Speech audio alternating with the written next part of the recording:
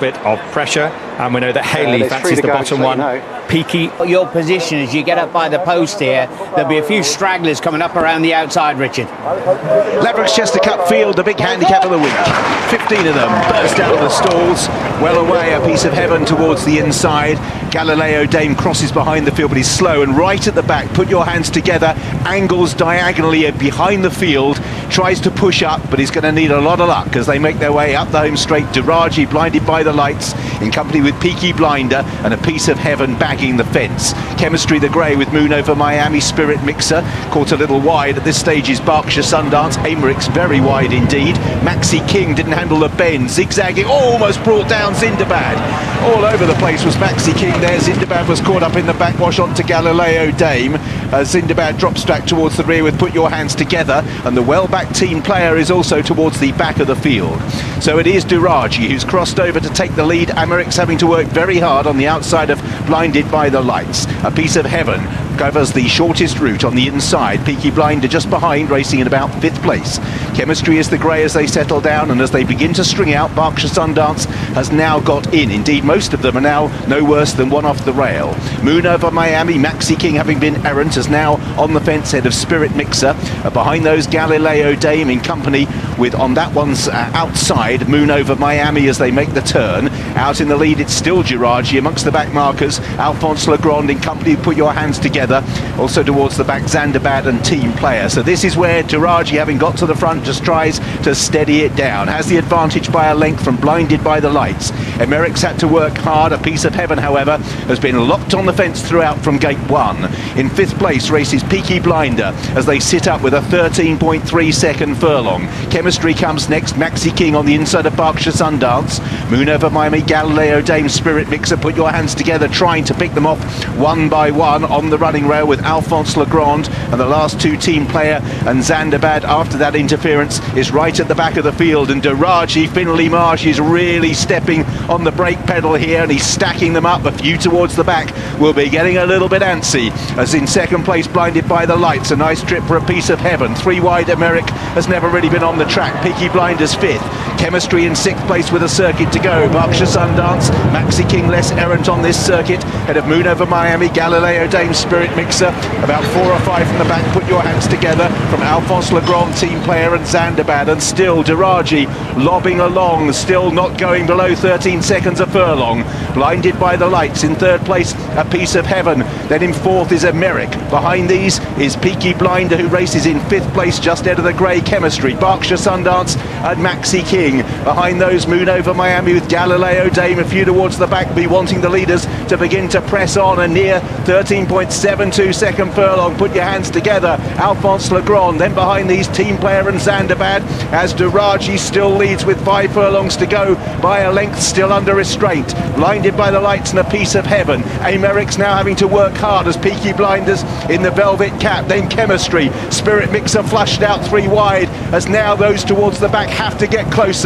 Maxi King, Galileo Dame, Moon Over Miami, Put Your Hands Together is going to need luck. So Zandabad is still out in front. It is Duraji, but now the sectionals begin to decrease, and it's Duraji off the front end. Blinded by the Lights is ridden. A piece of heaven is 3rd as they take the bend. Maxi King's made ground right the end, but it's Duraji who kicks off the home turn. A piece of heaven. Can the Chester Cup be daylight robbery for Finley Marsh on Duraji? He stacked them up. A piece of heaven is in pursuit. Maxi King, Galileo Dame, a furlong and a half, but Duraji to last. A piece of heaven and Galileo Dame are bearing down on the leader. So is Maxi King.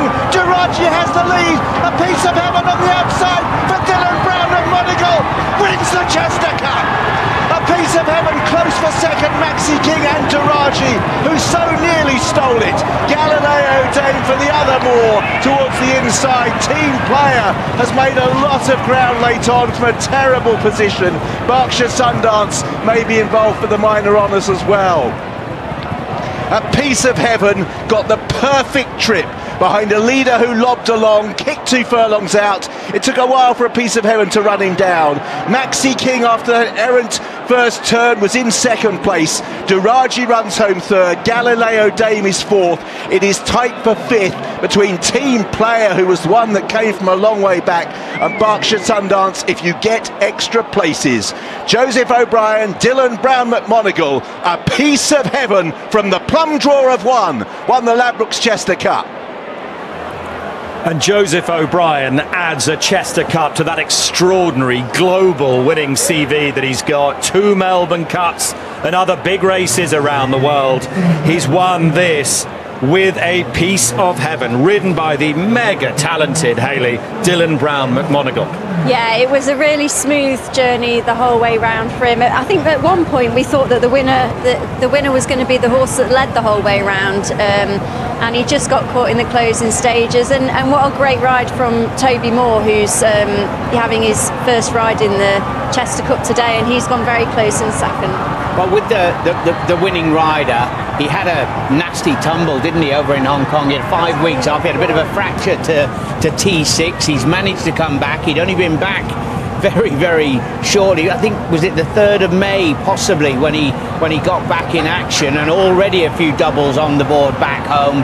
Classy rider, but you're right, big run from Toby Moore on the outside. And we want to look back at the race as much as we can, because going past the post for the first time, when Jason, you said there's a lot of scrimmaging for position and things get pretty tight, it looked like Maxi King in the purple on the outside there just didn't handle the first bend very well, and we can have a look back at some point and see what happened there. But he's done really well to run on for second. And Duraji, for a moment there, I thought, goodness me, he's got loose on the front end. Let's have a look here in the purple colours on the inside.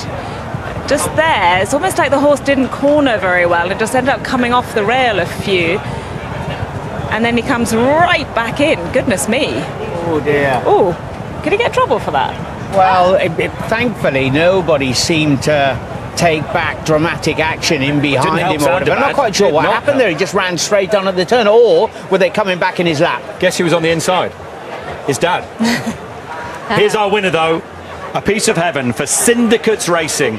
And Ollie, a very talented young man on board. He sure is a real talent, Dylan Browne McMonagle. It's great to have him back in the saddle after time off with injury. And I tell you what, that's a nice pod to pick up, Dylan. Well done. Yeah, thanks very much. He was very good on the day. I had the plum draw, which was a big help, and I got into the perfect position. I didn't think they were going to go as quick as they did, but I was happy to follow along, get him comfortable, and I was the winner from a long way out. It was just a matter of picking him up and getting him going to the line. So a good training performance by Joseph. He had him spot on the day as usual. So he doesn't really miss, does he, Joseph? No, exactly. I'm very lucky to be getting my leg across him, but big well done to all the team and everyone who's looked after him. Was there a moment in the straight where you thought Finlay might have just nicked it from you? I felt like this lad would stay well. When he kicked, I knew he wasn't going to get any way further forward than that, and I still had a little bit horse left, so I was confident I was picking him up. Great to have you back. Well done. Thank you.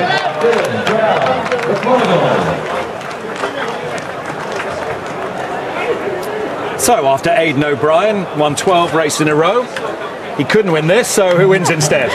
His son.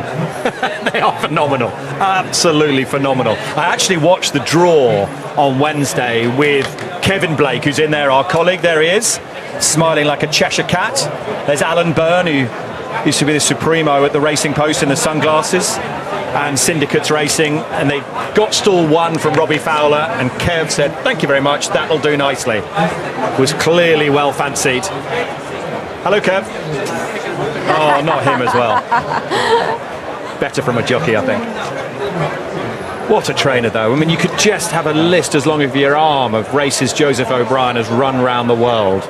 Jumps racing, flat racing, Melbourne Cups, now Chester Cups. And he's only had, this lad, what is it, for 7 or 8 runs, something like that. Obviously got him off the back of what was a smooth win at Leopardstown, and then came across, was really strongly fancied at Ascot. Didn't quite happen for him there, but a long-term plan again this, and the man on top. But we mentioned it, you know, to come back so quickly after what was a pretty nasty injury, and I'm just looking on other screens as to what went on regarding the second Maxi King going into that opening turn. He appeared to be getting into a nice spot down on the fence. There was a real strong gallop on, everybody looking for positions, and then he appeared to just throw his nose in the air and just cause Toby a few problems. Yeah, we'll have another look back at the race a little bit later on. We can focus on the winner here. There's the winning team, Syndicates Racing. Joseph O'Brien, represented by Kevin there, and Browne McMonagleWinning. Let's get the result with Richard. A Piece of Heaven wins. He's got an interesting sort of backstory. He was knocked down very cheaply at the sales, 10,000 out of a German sale. He made his debut in a Punchestown bumper for Barry Fitzgerald and then finished fourth at a huge price at Punchestown in April. He was bought, or I presume he was bought privately. Joseph O'Brien took over the training licence in June 2024, and that is the horse's first win since, although he did run very, very well in the Irish Cesarovich when just beaten by the Euphrates.